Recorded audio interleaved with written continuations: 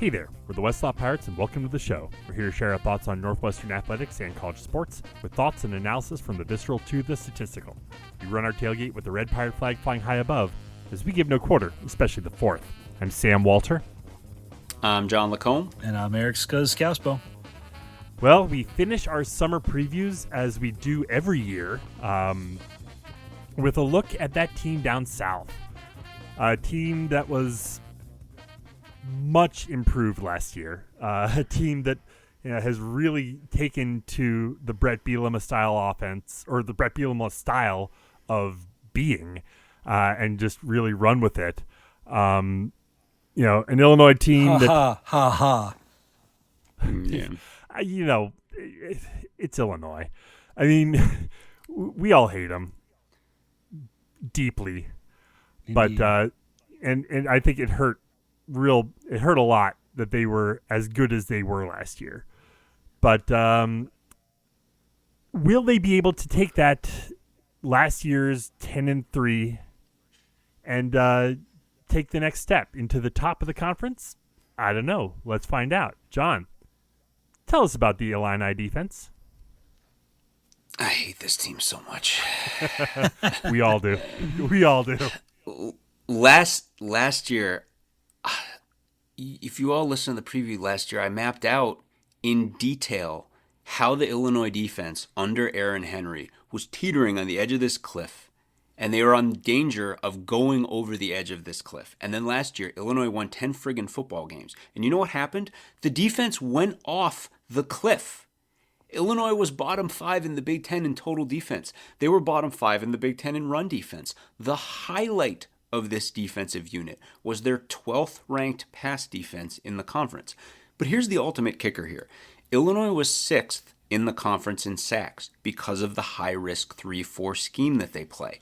But they were 14th in tackles for loss. We talked about this when we talked about, I think it was Nebraska. Illinois had only 24 tackles for loss all season that weren't sacks.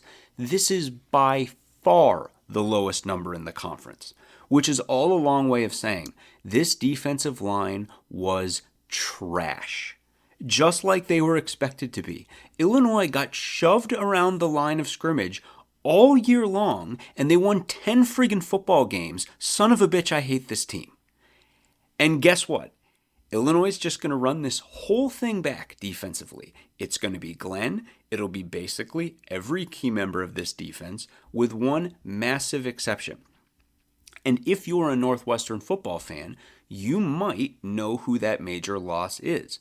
You might have been listening to everything I just said and thinking, well, wait a second, isn't Tara Edwards a pretty good defensive lineman? Yes, he is. He was the only one.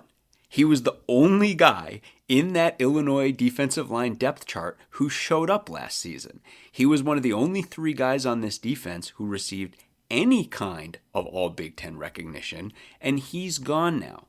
So I could tell you that Illinois is returning capable, if unathletic, linebacker Dylan Rosiak, as well as edge linebacker Gabe Jackas, who is, for my money, Illinois' best defensive player.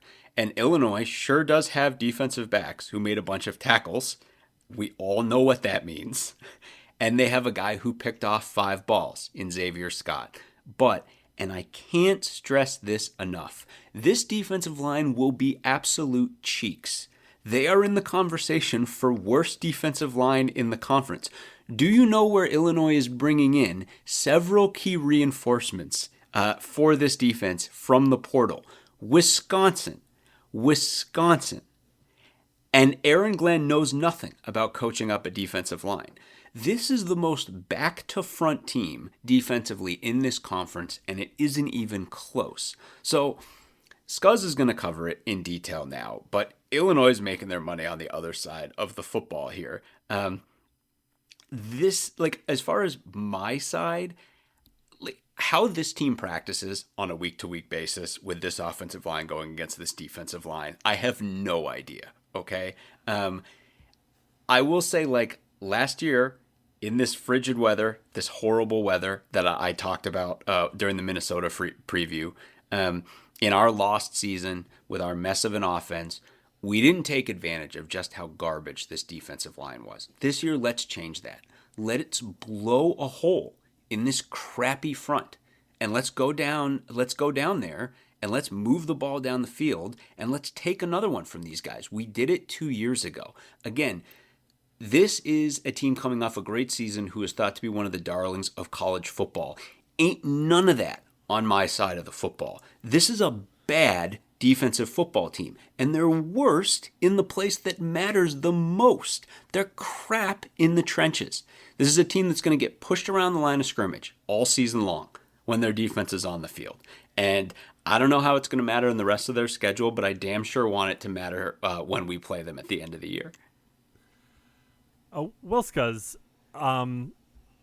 offensively, this is an interesting situation, and forgive me if I step on your piece on this, but isn't it true that Illinois is the only team in the Big Ten that returns both their starting quarterback and offensive coordinator from the year before? No, so that was last year's fun factoid about Illinois. Rutgers and Michigan State both bring back QB and OC this year, but that's it. I mean, 3 out of 18 ain't bad, I guess. But that is there's a lot of stability and consistency on this offense. They haven't lost a ton, but I'm here to start. I'm going to kick this thing off with a bit of a hot take because Illinois was a darling last year. They're a darling coming into this year. If I put aside my distaste for our college football rival, one of the things that makes me the saddest about college football is when a non-blue blood team, a non-power team, a non-traditional team is hyped at the beginning of the year and they can't live up to that hype. It just makes me sad. And despite my distaste for Illinois, there's going to be a small part of me that is going to be bummed if all these, they're top 15 preseason pretty much across the board. And I understand some of the why of that. It's looking at the stats last year. It's looking at who they have coming back. But they got damn lucky on both sides of the ball last season. So you already heard John talk about, it's crazy. You look at their defensive stats, nothing changed from the year before except the scoring. The scoring just dropped off a cliff. It's bananas. It's insane. They gave up 22 flipping points a game last year, which is great, despite being garbage on defense. I'm not here to argue with this luck piece of it at all. On the offensive side, they dropped 50 yards per game passing. They made up half of that in the running game. But overall, as an offense, they went from 391 yards down to 365 yards, and their scoring rate increased. What? Lucky. So, my comment last year on this offense is I said that they would be much more effective running the ball, and that would soften the blow from a less effective passing attack. I said, quote, I think it's plausible, even likely, that Altmaier improves his turnover rate, but this receiver core is not going to be able to attack downfield, and they will likely suffer the same protection problems as the prior year. I bet right now that the raw stats will look better at year's end. Fewer sacks, better completion percent, maybe fewer turnovers, but as a product of throwing short all the time, resulting in less effective offense overall. If you're just talking about yardage and yards per play, I was 100% accurate. Now, there's a couple of key things I got wrong. One, the passing attack was less effective. 50 fewer yards per game. They averaged just over 210. It was mostly a product of attempting 65 fewer passes as a team. They had a slight decrease in completion percent.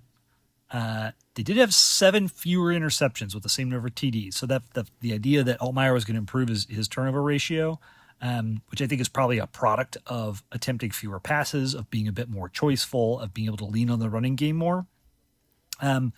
But Pat Bryant and Malik Elzy were outstanding as receivers, and the depth of target did not plummet.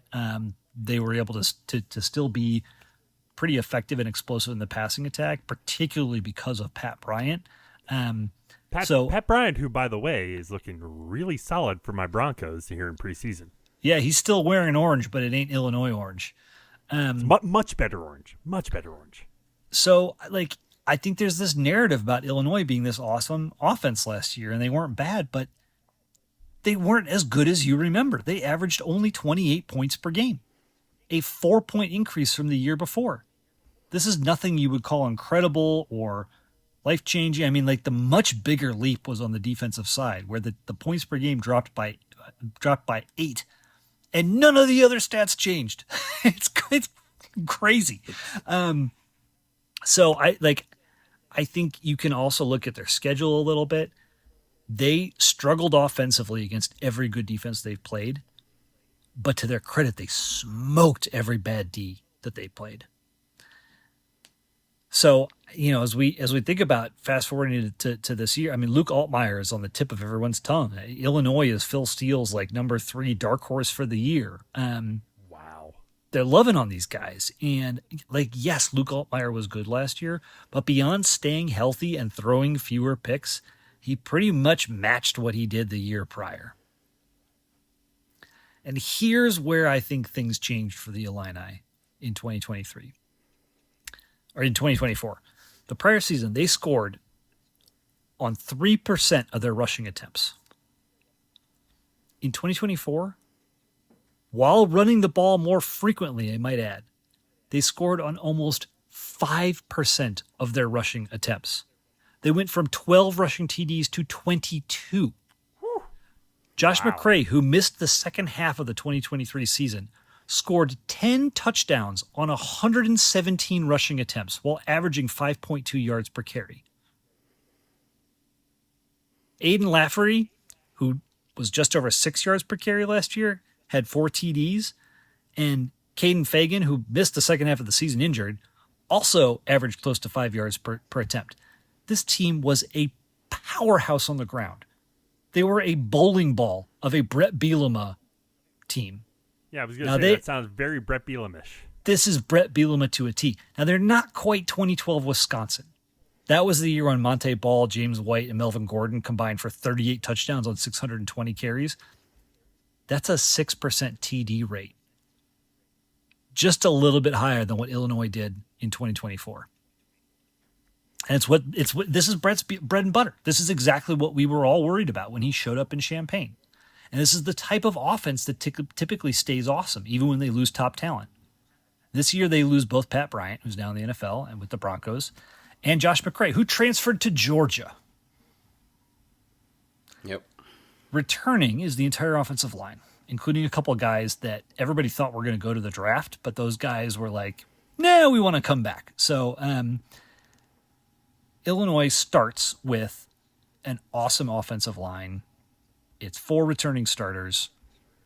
They are deep. They're in the system. These guys are nasty. They play with an edge. I mean, this is a Bret Bielema team. They do not have the pedigree of Ohio State or Penn State or Oregon, but they're an exceptional unit. This is the identity of the offense. It's the core. They maybe only have 3 or 4 excellent run defenses on the schedule this year. So this team is going to run and attack, and that's going to be who they are. In my head, kind of coming into this preview, I thought the loss of Bryant was going to be a much bigger deal, and that the return of Altmaier was going to be a bigger deal. But it's pretty clear to me that they were not the critical pieces of this offense last season. Now, Malik LZ is back. He's going to pick up some of the lost Bryant production, and they get a transfer in Hudson Clement from West Virginia. They've got some depth guys with solid stats back from last year. The tight end doesn't look like much in the passing game, but they want those guys to be more of road grading pass blockers anyway. But this passing attack is a mirage. It is all built on the rushing attack. And the pieces are not here. This is one of those classic examples where people are like, whoa, they bring back 10 returning starters. They're going to be even better this year. Everybody will develop. They'll grow. No, that is not what is going to happen with this Illinois offense. At best, I think they match last year's production. Losing Josh McCray is a big deal. Again, 10 touchdowns on 117 carries. Now he's at Georgia. Aiden Lafferty was good. He torched us. Caden Fagan, if he has a full season, he's decent. Altmaier runs the ball very effectively in spots. If you turn your back to him, he will take advantage. He's a veteran. He's cagey. He knows what he's doing. So this offense is not bad by any stretch, but the idea that they are going to dramatically build on last year's numbers, get better, be more efficient, more productive, that's false. I don't think that is possible, given the talent and the structure of this offense. That being said, like, there's no floor here, though. There's no drop off. That's not happening either. So I think they stick right at that 28 points per game level, and I think their record is really dependent on, do they stay in the low, like near 20 points per game on a defense that is giving up crazy yardage like they have the last couple of years, or do they fall back where the defensive points allowed essentially match what they're able to score on the other side of the ball? If you or a loved one is seriously injured by someone else's negligence, hire Kent Simpson of the Simpson Law Group. After over a decade prosecuting murder cases in Chicago, Simpson opened his own firm focused on wrongful death and personal injury cases. He specializes in car, truck, motorcycle, boat, and other transportation accidents, as well as construction accidents, medical negligence, slip and falls, product liability, and more. Millions recovered for clients, no fee unless he wins. The Simpson Law Group, compassion, empathy, and vigorous advocacy. Go to simpsonlawgroup.com or call 312-332-2107 for a free consultation. And go Cats. So as I was looking through this schedule, I mean, it's interesting. Running through it real quick, they open up the season at home against Western Illinois on a Friday night. Then they're at Duke, 11 a.m. kickoff out in North Carolina. They're home for Western Michigan. They're at Indiana. They're home for USC. They're at Purdue. They're home for Ohio State. They get a bye week to lick their wounds from the Buckeyes before they jump on a plane and head out to Seattle to take on Washington. They're home for Rutgers. They get another bye, just 2 byes in 4 weeks. That's cool. They're home for Maryland, at Wisconsin, and then they finish off the season at home against us. I look at the schedule, and it's like they don't – I mean, yeah, they play Ohio State, they play Indiana, but – it's not that tough of a schedule, top to bottom. It's sneaky hard with at Duke and at Washington. Those are especially at Duke on September 6th. I mean, we have experienced that many, many times. It is going to be hot and muggy and nasty. That is going to suck. So this team. Let's take Laffery. Okay, his numbers, his yards, and chiefly his yards per carry are all based on his performance against Northwestern at the end of the season. Pretty much. I didn't say that, and I should have. Yeah, and if you force yourself to watch that tape, and I have very many times, with respect to Laffery, he had almost nothing to do with that. That was Illinois' offensive line, and therein lies the rub with this team that may not be good at wide receiver. They may not be particularly good at running back. They may not be good. Hold on, because Fagan was injured. And right. Fagan is a top 20 recruit who's 6'3", 250 pounds, and has speed. This is at running back? Yeah. Yeah. So let's just say that he's not it, though, right? Let's just say, right? Let's say that they're not great at running back. They're not great at tight end. They're not great at wide receiver, and they're crap on defense. They can easily claim to be top 3 in the conference in quarterback and offensive line. And those are 2 monstrous things to be top 3 in at the same time. And I reject that they're top 3 at quarterback. I can't. I cannot meet you here, Scott. So Penn State is better. Arguably one of the most valuable players in the Dylan conference. Raiola is better. I think Ethan Kaliak-Manis is better. I think Childs has a chance. I think this is a guy who has won a boatload of football games, is tough as nails, had awesome, very good numbers last year, and is unbelievably experienced and knows exactly what they want to do in the system of that offense. This is how it happened. 60% complete, 7.5 yards per attempt. Yes, 22 But, I TDs mean- and 6 picks, but they- that's but- all but they built. can- It's all built in the back of play action, which But that's not but- that's not but something that's to the thing. sneeze at. But this is But if they cannot run the ball, he But is this not going to be vintage- good. But this is vintage Wisconsin from when they were at their Yeah, best. yeah. They'll come out heavy, and he'll handle his end. That's the thing. But it's not Like, about that's the key. It's not about him. It's about the structure of the offense and the run game. And so if you can blunt that, if you can put them in 3rd and 5, 3rd and 6, 3rd and 7, 3rd and 8, 3rd and 8, easier said than done. But if you can do that, Luke Altmaier is a totally different animal than what we saw the last 2 seasons. Last season, I should say. If you're asking, again, Scuzz and I simply disagree on this. To me, I'm like, if I'm Penn State, I would grab Luke Altmaier over Drew Aller. Man, I'm like, no way in hell. I would do it. I would do it 10 out of 10. And I don't care what you guys say. I would do this 10 times out of 10. Luke Altmaier's, to me, like, that guy's he's a dog. And to me, Aller is like the guy with all the NFL tools. Aller's the guy who's going to get drafted really high. And Altmaier, to me, is the guy where I'm just like, that guy is a prototype college quarterback. Illinois is not trading him for anybody. That guy's going to go up in the rafters with Kurt Kittner and etc. Like they'll mark the time by the time that Luke Altmaier was on this football team. And guys like that, again, I'm like, the rest of it, I think the different pieces of it, but I think Illinois is going to come out against the worst run defenses on their schedule and just shred them just off the basis. And if Fagan is the real deal, they're going to crush him. And that's the thing is right. Like his raw numbers, Altmaier's raw numbers will be lower, but that's because of the ball that Bielema wants to play. He wants to play that vintage Wisconsin football. But here's the thing And about again, Altmaier. You, 2 years ago, and this is everything we talked about him in 2023. Classic gunslinger. He used to force exactly a ton more. And last year he didn't have to. And yes, some of that is maturing in the system. Some of that is growing as a player.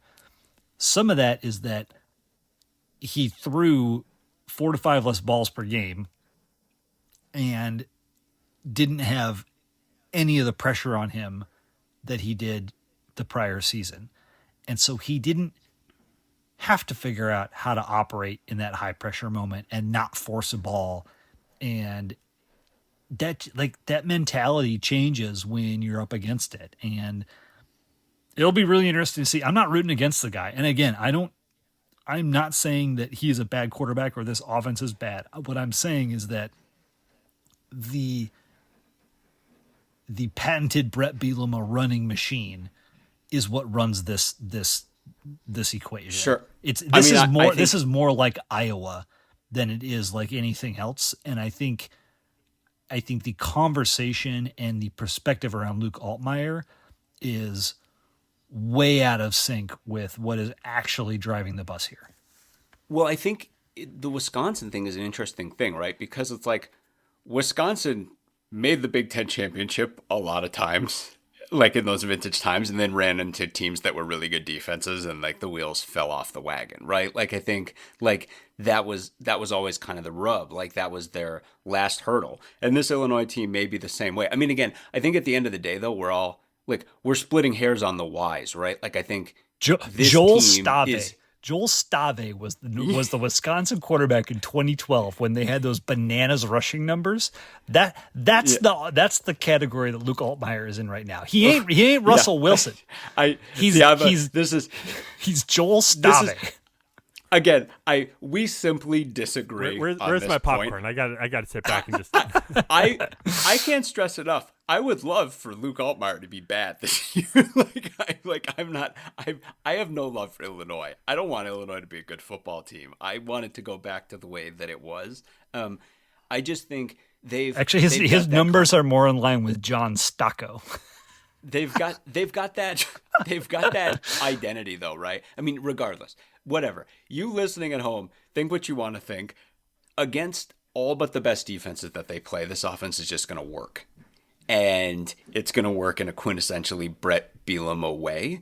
And then the question is, well, I mean, with all this said, there's no way to explain other than ball control and luck what happened with their defense last year. Again, how in their practices this offensive line must be shoving this defensive line around so badly in every single practice. The O line is bananas good, and that's why there's no floor to this team. Like their floor is right. as rock solid as any squad in the entire conference because their O line is bananas good.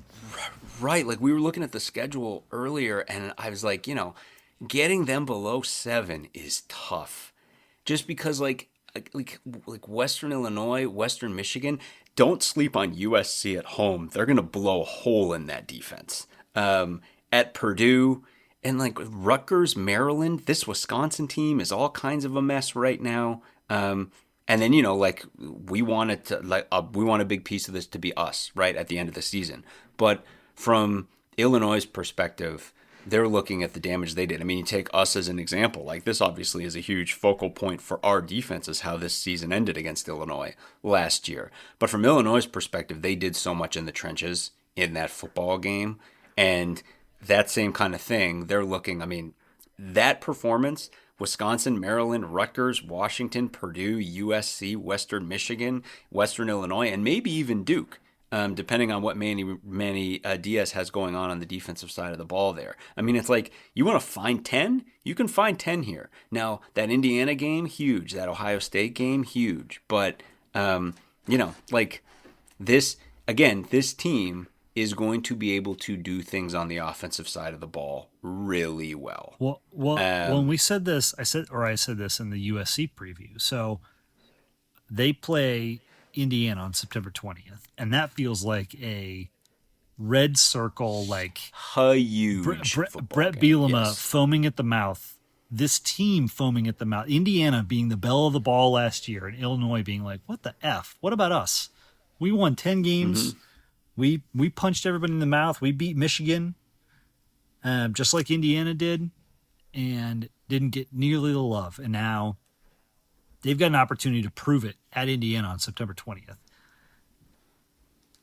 And they're going to present a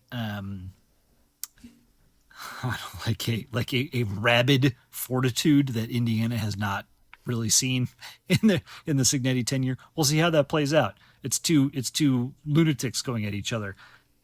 Should Illinois win that, they come home for homecoming against USC. And a win in that game basically rubber stamps their path to the playoff, assuming they haven't lost, they didn't lose at Duke.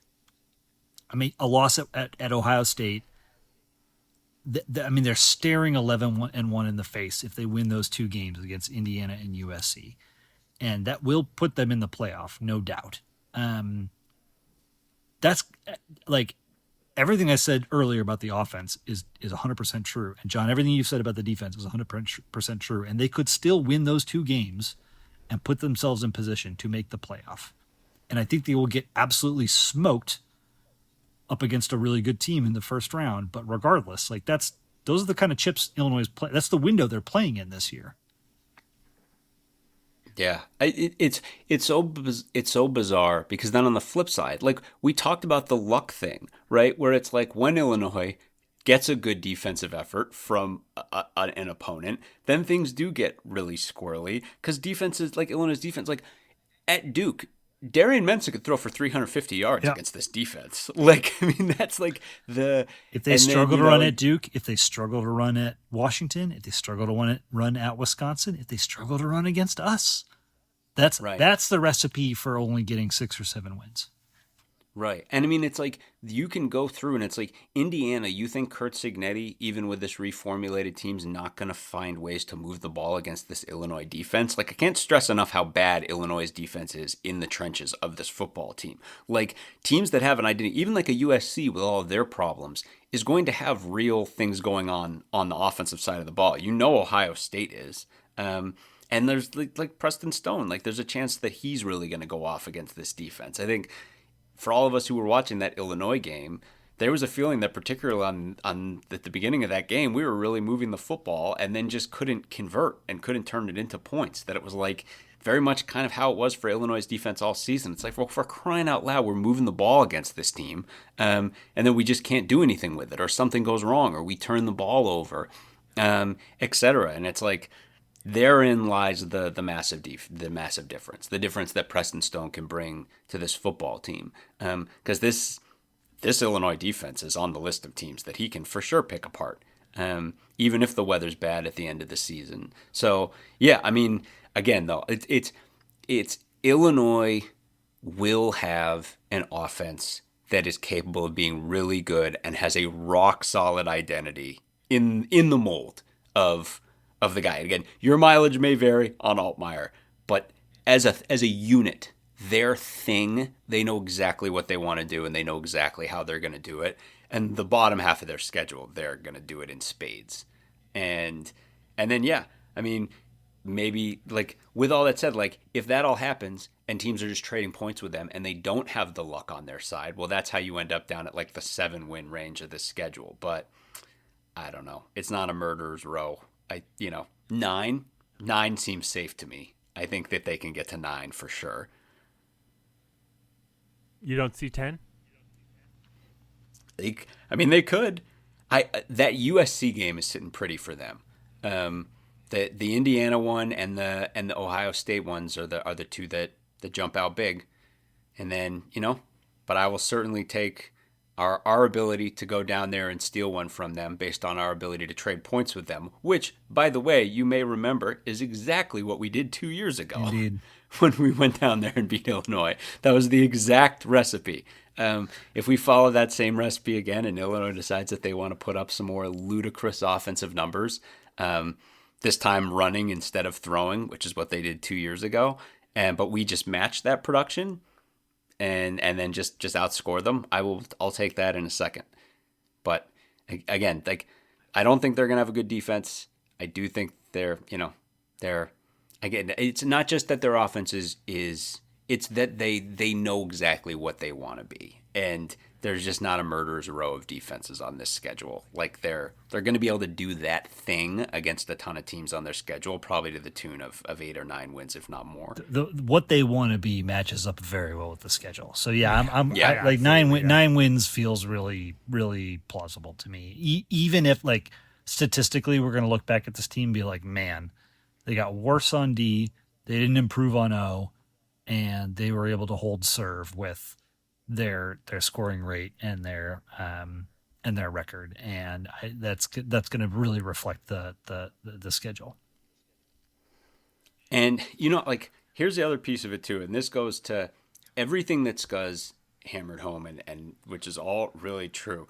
This team didn't score any points against Penn State. They didn't score any points against Oregon.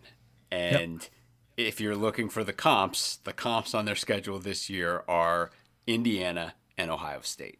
And that Indiana game is huge, and it looms as like a massive test. And again, this is where I can't stress enough the degree to which people are sleeping on an Indiana defense that returns 3 all Big Ten football players and is coached by Kurt Cignetti and Bryant Haynes. Like, it is entirely possible, based on the track record, that despite everything we've said about the Illinois offense and to a bunch of the points Scuzz has made, that, like, they just can't do anything. And if you're selling on Luke Altmaier stock, then the scenario would be like, they can't run on Indiana, and then he doesn't do anything against Indiana, and then they lose that football game.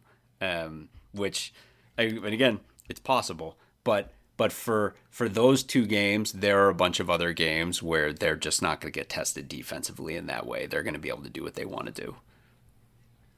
2025 John Stocco, 2013 Joel Stave. That's the benchmark. Hey, Joel Stave, John Stocco, from your lips to God's ears, Scuzz. This is, if we get a 2021 Russell Wilson season, I will eat my hat. Good God. That would be a problem. No, but, I'll buy a flippin' Illinois jersey and I will wear it. No, don't even put that out there. Don't even, like, you just. That's how confident I am. Okay, I may just cut that out of this episode just because we can't have that living in the ether. We'll see. We'll see what happens.